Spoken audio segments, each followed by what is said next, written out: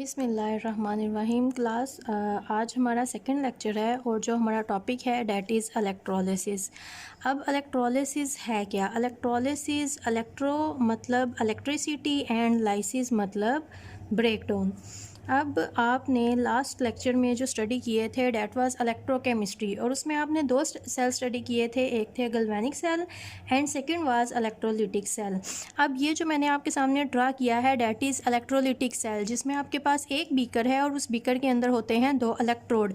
यहाँ पर हम एक सोल्यूशन लेते हैं इलेक्ट्रोलाइट, यहाँ पर प्रोवाइड की जाती है इलेक्ट्रिसिटी और वो इलेक्ट्रिसिटी यहाँ पर सारे का सारा रिएक्शन करवाती है। मतलब जो भी यहाँ पर रिएक्शंस होंगे, oxidation and reduction, that is due to electricity. मतलब कि इलेक्ट्रॉन्स यहाँ पर आएंगे, इन इलेक्ट्रोड्स पे एक को कैथोड एक को एनोड बनाएंगे और यहाँ पर सारा एक नॉन स्पॉन्टेनियस रिएक्शन को कंटिन्यू करवाएंगे, कैरी करेंगे। अब ये जो हमारे पास सारे रिएक्शन हो रहे हैं यहाँ पर इलेक्ट्रोलिटिक सेल में, that is all about electrolysis. अब अगर इलेक्ट्रोलिसिस को आगे हम फर्दर एक्सप्लेन करें तो हमारे पास इलेक्ट्रोलिसिस में फर्दर एक्सप्लेनेशन में दो चीज़ें हमने स्टडी करनी है। एक हमारे पास आ जाएगा फ्यूज साल्ट और सेकंड हमारे पास आ जाएगा एक्वस साल्ट। अब फ्यूज साल्ट और एक्वस साल्ट है क्या? पहले तो हम देखें इलेक्ट्रोलिसिस में हमारे पास चीज़ें क्या थी। इलेक्ट्रिसिटी का एक कनेक्शन है, प्लस यहाँ पर इलेक्ट्रोड्स हैं और यहाँ पर है एक इलेक्ट्रोलाइट। इलेक्ट्रोलाइट हम क्या लेते हैं? एक सोल्यूशन जो कि अपनी आयोनाइजेशन बहुत इजीली बहुत फास्टली करवा देता है। अब यहाँ पर जो हमने इलेक्ट्रोलाइट लिया है वो हमारे पास एक साल्ट सोल्यूशन होता है। उसी के अकॉर्डिंग हमारे पास दो टाइप्स आएंगी, फर्दर एक्सप्लेनेशन आएगी, जो कि फ्यूज साल्ट है और एक्वस सोल्यूशन है। फॉर एग्जांपल अगर हम पहले फ्यूज साल्ट को स्टडी करते हैं, हमने फॉर एग्जांपल ले लिया है सोडियम क्लोराइड। अगर मैं सोडियम क्लोराइड लेती हूँ जो कि प्रेजेंट है मेरे पास सॉलिड फॉर्म में और मैं उसको हीट करती हूँ और हीट करने के बाद मैं उसको मेल्ट करके उसकी मोल्टन फॉर्म में कन्वर्ट करती हूँ तो वो मेरे पास आ जाता है फ्यूज साल्ट। अब हमारे पास है क्या? जस्ट NaCl, वही अपनी मोल्टन फॉर्म में है और जैसे ही ये अपनी मोल्टन फॉर्म में आएगा ये अपना केटाइन और अपना एनाइन बना देगा। तो इस टाइम हमारे पास सिर्फ एक केटाइन होगा जो कि है Na पॉजिटिव और एक ही होगा एनाइन जो कि है Cl नेगेटिव। तो अगर हम इलेक्ट्रोलिसिस ऑफ फ्यूज साल्ट करते हैं तो हमेशा कहा जाता है products are known. Products are known क्यों है? क्योंकि यहाँ पर एक ही हमारे पास केटाइन है और एक ही हमारे पास एनाइन है और वो भी हमारे पास उस साल्ट का है जो कि हमने फ्यूज्ड यानी कि मोल्टन फॉर्म में लिया है। तो यहाँ पर बेसिकली हमारे पास होता क्या है? अगर मैंने यहाँ पर NaCl लिया है और उसी का मैंने मोल्टन फॉर्म ले लिया है तो यहाँ पर सिर्फ Na पॉजिटिव और Cl नेगेटिव होंगे। जब यहाँ पर इलेक्ट्रिसिटी हम प्रोवाइड करेंगे तो एक इलेक्ट्रोड के ऊपर आ जाएगा नेगेटिव चार्ज, दूसरे इलेक्ट्रोड के ऊपर आ जाएगा पॉजिटिव चार्ज। अब वहाँ पर एनाइन ने मूव करना शुरू कर देना है।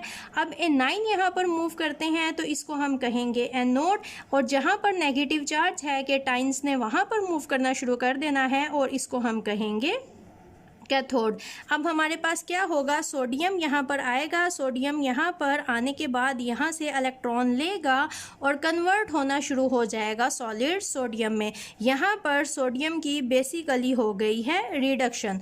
और अगर हम बात करते हैं एनोड की तो यहाँ पर एनाइंस आएंगे, एनाइंस आके अपने इलेक्ट्रॉन दे देंगे और इलेक्ट्रॉन देने का मतलब उनकी ऑक्सीडेशन होगी, Cl नेगेटिव जाएंगे Cl प्लस इलेक्ट्रॉन दे देंगे यहाँ पर और क्लोरीन एक दूसरे के साथ मिलके क्लोरीन गैस बना देंगे और ये गैस यहाँ से निकल जाएगी और जो सोडियम है वो सॉलिड फॉर्म में, प्योर फॉर्म में यहाँ पर हमारे पास हो जाएगा डिपॉजिट। तो प्रोडक्ट्स नोन का मतलब होता है कि हमें पता होगा कि यहाँ पर किसकी ऑक्सीडेशन होनी है और किसकी रिडक्शन होनी है। अब ये कुछ एग्जांपल्स हैं, आप NaCl ले सकते हो, आप PbCl2, PbBr2 ले सकते हो, कोई सा भी साल्ट लो। अगर उसी को उसकी मोल्टन फॉर्म में रखोगे तो आपके पास केटाइन एनाइन सिर्फ नोन होंगे, उसी के केटाइन एनाइन होंगे, उन्हीं की ऑक्सीडेशन और रिडक्शन होगी। तो आपको पता होगा किसकी ऑक्सीडेशन है किसकी रिडक्शन है। जो मेटल आपने ली है वो ही सॉलिड फॉर्म में, प्योर फॉर्म में कैथोड के ऊपर आके अटैच होना शुरू हो जाएगी। तो हम कहते हैं कि प्रोडक्ट्स आर नोन। अब जो सेकंड हमारे पास पॉइंट आता है डैट इज एक्वस सोल्यूशन। अब एक्वस सोल्यूशन का मतलब क्या है? एक्वस सोल्यूशन का मतलब है कि मैंने ले लिया है NaCl which is common salt जो यूज़ किया किया जाता है और इसको मैंने ऐड कर दिया है पानी के अंदर, इसका एक्वस सॉल्यूशन बनाया है। तो अब हमारे पास क्या होगा, यहाँ पर 2 केटाइंस होंगे और यहाँ पर 2 ही एनाइंस होंगे। केटाइन एक तो मेटल का केटाइन आ जाएगा, सेकंड अब यहाँ पर हमारे पास वाटर भी है, तो वाटर का आप हाइड्रोनियम भी कह सकते हो, H पॉजिटिव भी कह सकते हो, ये भी केटाइन होगा हमारे पास। अब एनाइंस भी 2 होंगे, एक तो हमारे पास second part of the salt इसका एनाइन होगा, दूसरा यहाँ पर वाटर के भी हाइड्रोक्सिल होंगे। फॉर एग्जांपल अगर आप NaNO3 ले लेते हो तो आपके पास केटाइन सोडियम होगा प्लस हाइड्रोनियम होगा, और जो एनाइन होंगे वो आपके पास NO3 होंगे और हाइड्रोक्सिल्स होंगे। अब यहाँ पर कहा जाता है always products are unknown. Products are unknown मतलब हमें नहीं पता कि अब यहाँ पर ऑक्सीडेशन किसकी होनी है और रिडक्शन किसकी होनी है, क्योंकि हमारे पास 2 केटाइंस हैं। अब अगर 2 केटाइंस की बात की जाए और 2 एनाइंस की बात की जाए तो इन दोनों में से किसी की भी ऑक्सीडेशन हो सकती है और किसी की भी रिडक्शन हो सकती है। अब कैथोड की तरफ सोडियम भी जा सकता है और हाइड्रोनियम भी जा सकता है, और एनोड की तरफ हाइड्रोक्सिल भी जा सकता है और इसके अलावा NO3 भी जा सकता है। अब यहाँ पर अगर हमने एक्वस सॉल्यूशन ऑफ NaNO3 ले लिया है तो यहाँ पर Na positive plus H3O positive, ये 2 केटाइन है, OH negative and NO3 negative. अब ये हमारे पास यहाँ पर हैं 2 एनाइंस। जब आप यहाँ पर इलेक्ट्रिसिटी प्रोवाइड करोगे तो ये आपके पास नेगेटिव पार्ट की तरफ, इलेक्ट्रोड की तरफ ये दोनों केटाइन जा सकते हैं, और पॉइंट इज इन दोनों में से कौन जाएगा। अब यहाँ पर अगर बात की जाती है एनोड की तो एनोड पे ये दोनों एनाइंस जा सकते हैं, लेकिन कौन जाएगा यहाँ पर ये डिपेंड करता है 2 चीज़ों पे। एक ईज किसकी है, मतलब कि इन दोनों केटाइंस और दोनों एनाइन में से कौन सा इजीली एंड रेडीली अवेलेबल है। अगर हम केटाइन की बात करते हैं तो इन दोनों केटाइन में से कौन कैथोड की तरफ जाएगा, ये 2 पॉइंट्स पे डिपेंड करता है। फर्स्ट पॉइंट इज के सोडियम और हाइड्रोनियम में कौन सा यहाँ पर ज़्यादा इजीली अवेलेबल है, जो कि बहुत इजीली मूव कर सकता है कैथोड की तरफ। अगर बात की जाए इनकी तो इन दोनों में से भी जो ज़्यादा इजीली अवेलेबल होगा वो ही जाएगा एनोड पे। This is first point. जो सेकंड पॉइंट है that is depend upon their concentration. इसको आप रिलेट कर सकते हो फर्स्ट पॉइंट के साथ, जिसकी कंसंट्रेशन जितनी ज़्यादा होगी वो उतना ही ज़्यादा इजीली अवेलेबल होगा, और जो जितना ज़्यादा इजीली अवेलेबल होगा रिएक्शन उसी का होगा और प्रोडक्ट में हमारे पास वो ही आएगा। अब हमारे पास यहाँ पर अगर हम बात करते हैं, जब मेन पॉइंट इज कंसंट्रेशन, तो जब कंसंट्रेशन की बात की जाए तो आपको पता है वाटर जो कि अपनी सेल्फ आयोनाइजेशन करवाता है, तो आपको पता होना चाहिए H3O positive and OH negative is always equal to 10⁻14।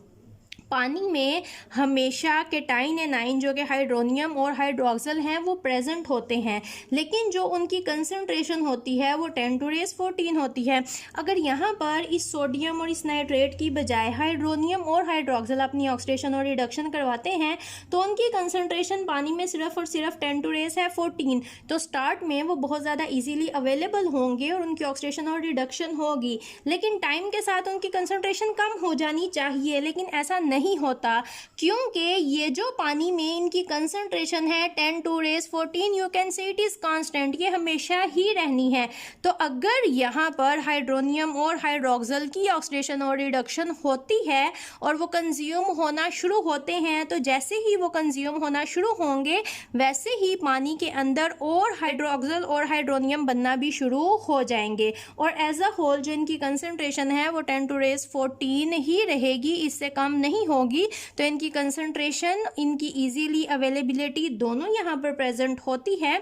और अगर हम बात करें कि यहाँ पर किसकी ऑक्सीडेशन हो रही है और किसकी रिडक्शन हो रही है, तो यहाँ पर अगर हम कैथोड की तरफ देखें तो इन दोनों के टाइन में से जो जाता है डेट इज H3O पॉजिटिव, और एनोड की तरफ जो एनाइन जाता है डेट इज OH नेगेटिव। और यहाँ पर जो हमारे पास रिएक्शन होते हैं वो बेसिकली हमारे पास क्या होते हैं, अगर हम पहले बात करते हैं एट कैथोड,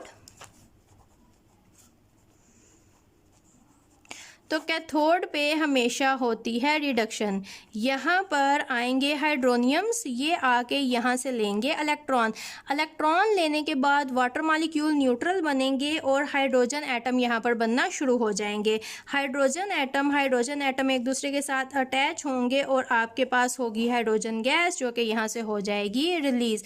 और अगर हम बात करते हैं एट एनोड, हमारे पास क्या होगा, जहाँ पर हमेशा होनी होती है ऑक्सीडेशन, तो यहाँ पर आते हैं हाइड्रोक्सल आके इलेक्ट्रॉन यहाँ पर रिलीज करते हैं और यहाँ पर ऑक्सीजन एटम हमारे पास बनना शुरू हो जाते हैं, जो कि एक दूसरे के साथ अटैच होकर बनाते हैं ऑक्सीजन गैस। तो बेसिकली यहाँ पर जब एक्वस सोल्यूशन हमारे पास प्रेजेंट होता है, due to concentration, due to easily availability of hydronium and hydroxyl, हमारे पास जो ऑक्सीडेशन और रिडक्शन होती है वो हमेशा हमारे पास होती है हाइड्रोनियम की और हाइड्रोक्सल की। यहाँ पर अब हमारे पास जो साल्ट का कैटाइनिक और एनाइनिक पार्ट है, इनकी ऑक्सीडेशन और रिडक्शन नहीं होती।